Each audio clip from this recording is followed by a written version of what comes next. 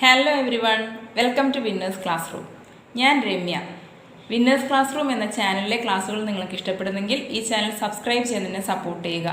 അതുപോലെ ഈ ക്ലാസ് നിങ്ങൾക്ക് ഇഷ്ടപ്പെടുന്നെങ്കിൽ ലൈക്ക് ചെയ്യാനും ഷെയർ ചെയ്യാനും മറക്കരുത്. Through this video, we are going to discuss the important points of Class 10 Maths Chapter 2 named as Polynomial. Okay, here I have written two expressions. First one is included variable x. Variable. What is the meaning of that word? Variable means a thing which can vary its values. In maths, variable means a thing which can vary its values. Here x can take any value, right? So this is an expression in x and I have named it as p of x. This is another expression which include y as the variable. So I named it as p of y. These two are polynomials. First one is a polynomial of variable x. Second one is a polynomial of variable y. Right? So polynomial is an expression like this, including a variable. Now we have to understand what is the meaning of coefficient and degree. What is the meaning of coefficient? In the first polynomial, the variable is x. Now, the coefficient of x square. The coefficient of x square is 5. See, the number which is written with x square, that is the coefficient. Now, what is the coefficient of x? Coefficient of x is -3. See, we have to consider the sign of that number also. -3. Okay. Now, what is the coefficient of y cube in second polynomial? Y cube. It is 6. 6 is the coefficient of y cube.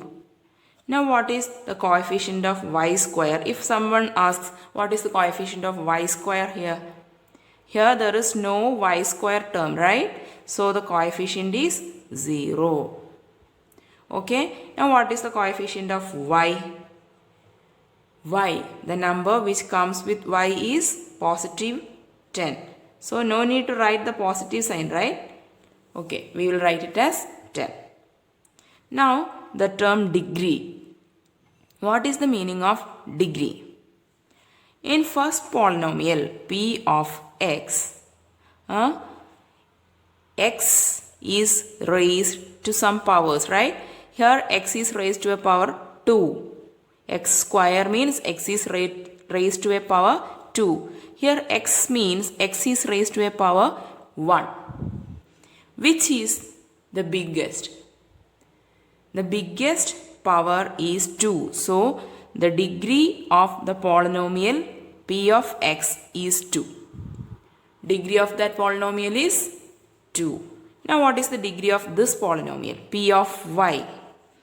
Here, the variable is y and y is raised to some powers. Here, the power of y is 3. Here, the power of y is 1. 3 or 1, which is greatest? 3.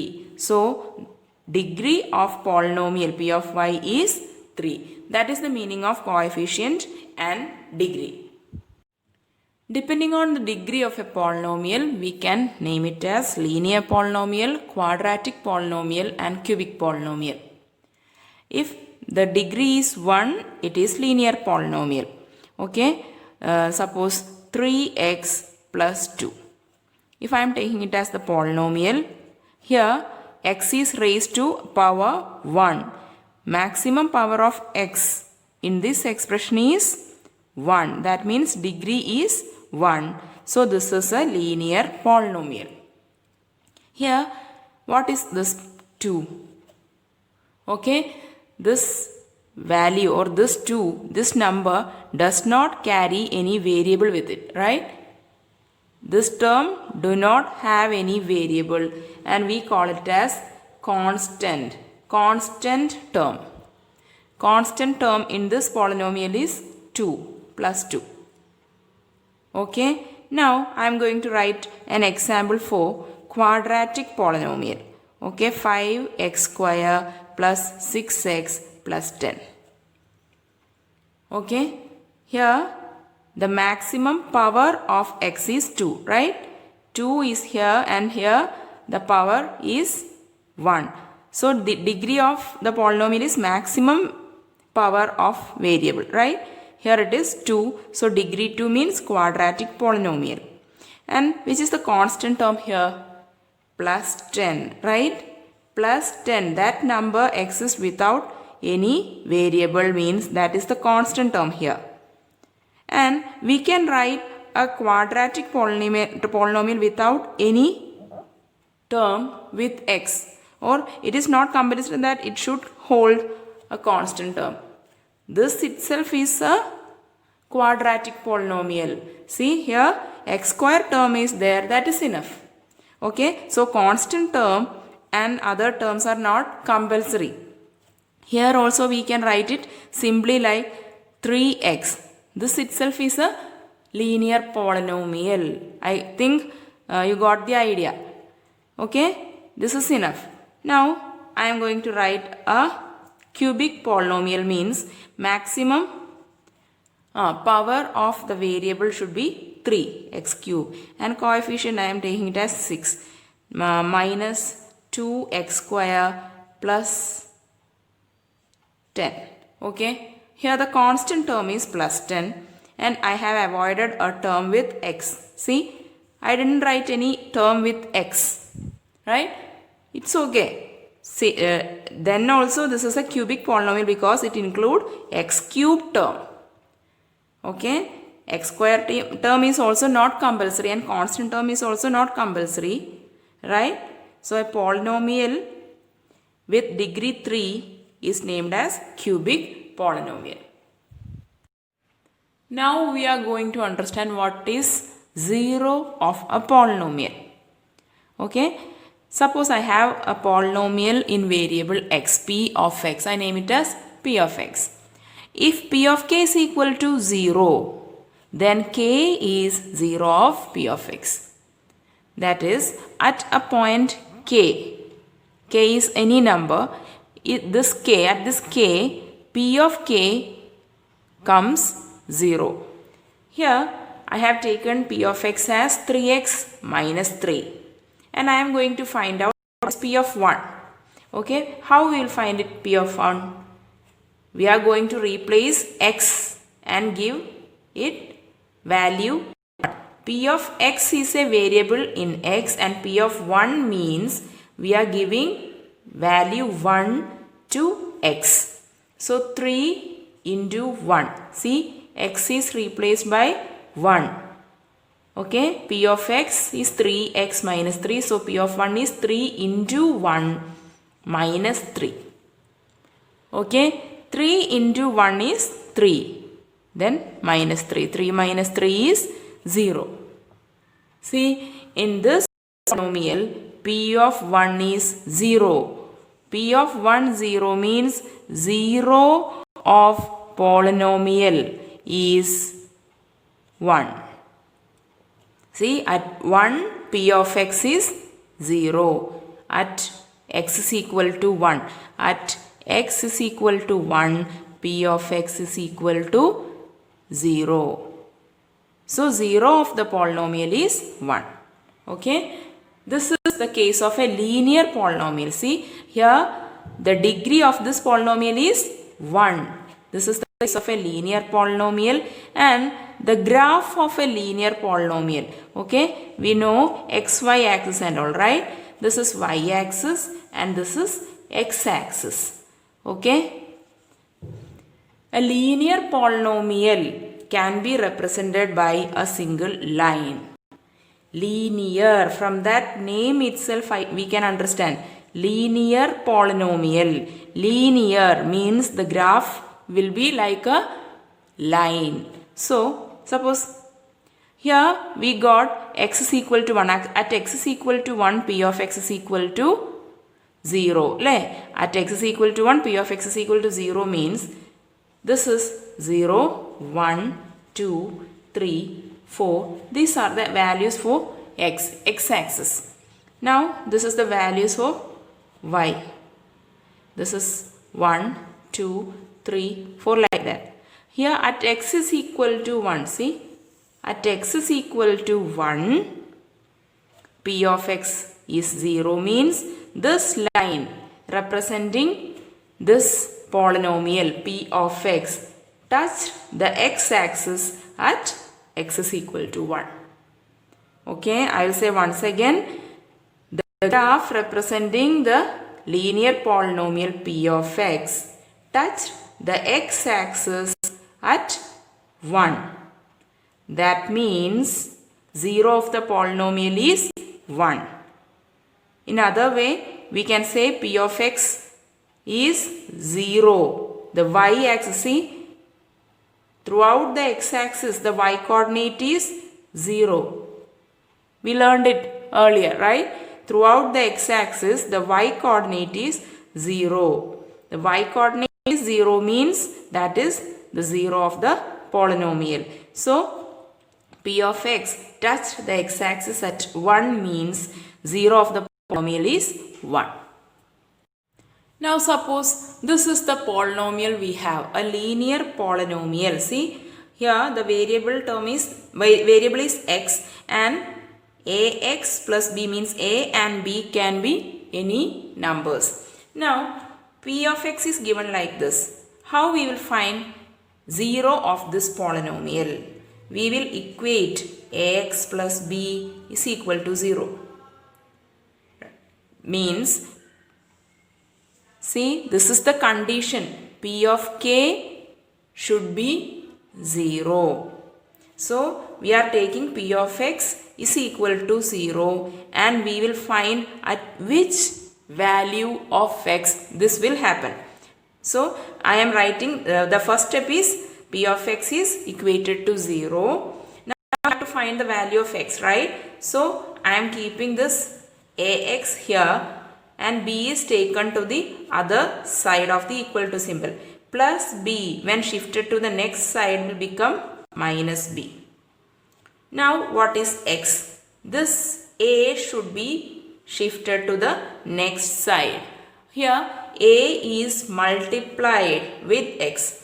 Multiplied by when shifted to the next side will become divided by. So minus b divided by a or minus b by a. This is the 0 of the polynomial. This is the method how you will find the 0 of the polynomial.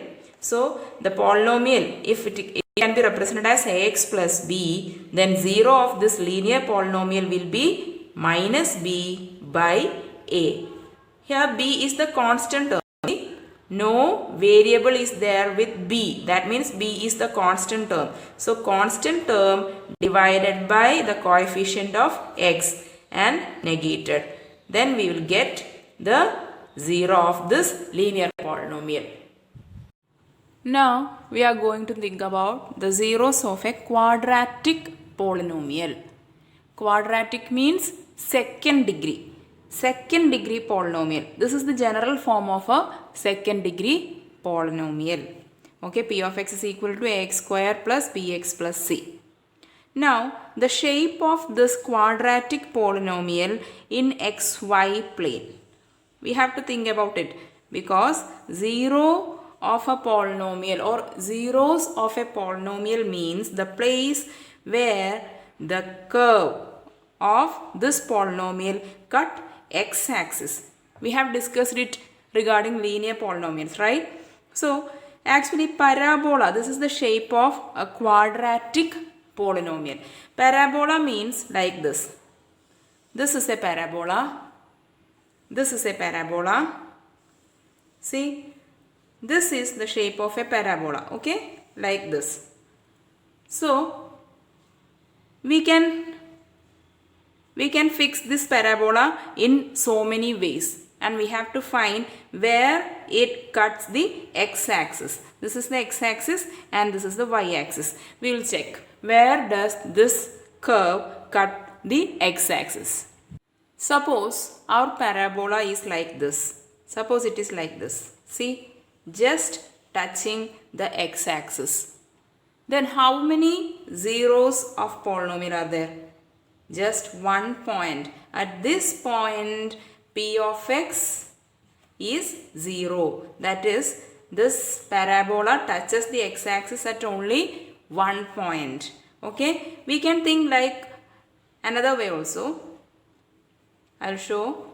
See, parabola can be like this. In this case also there is only 1 0 of the polynomial. Only at this point p of x is 0. Okay, so that is the case where only 1 0 of the polynomial exists. In this case there is only 1 0 of the polynomial, and suppose the parabola is not like this. Shape is always a parabola for a quadratic equation, but suppose it is like this, the curve is like this, see, or like this. These two situations, does it touch the x-axis? No, it won't touch the x-axis at any point. That means there is no 0 of the polynomial. Okay, first we have seen the curve touches the x-axis just at a point. Okay, in those two situations there was 1 0 of the polynomial. Now we have drawn the curves like this, parabola like this. That means they don't touch the x-axis. That means there is no 0 of the polynomial. And one more situation is there. Suppose the parabola is like this. See, we can draw it like this also, right? In this situation, or if it is like this, see. Okay, in these two situations, this is p of x. Okay, I have drawn two polynomials here. Don't get confused. This is not a single polynomial. If it is a quadratic equation, just one parabola is enough to represent it. Okay, this is p1 of x and this is p2 of x. Okay, these two curves represent two different polynomials, quadratic polynomials.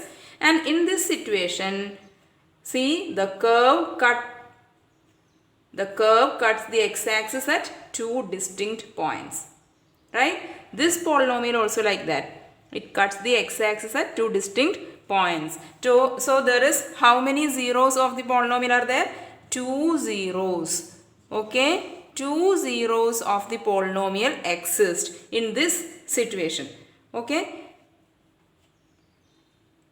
To avoid confusions, see, this is a polynomial, quadratic polynomial which cuts the x-axis at two different points. That means there exist 2 zeros of the polynomial. So how many possibilities are there?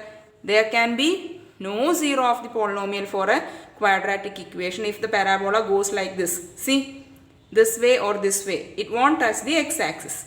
Okay. It can have 1 0 of the polynomial. In which situation? Like this. It goes like this or like this. In these two situations, there is only 1 0 of the polynomial. And in this situation, how many zeros are there?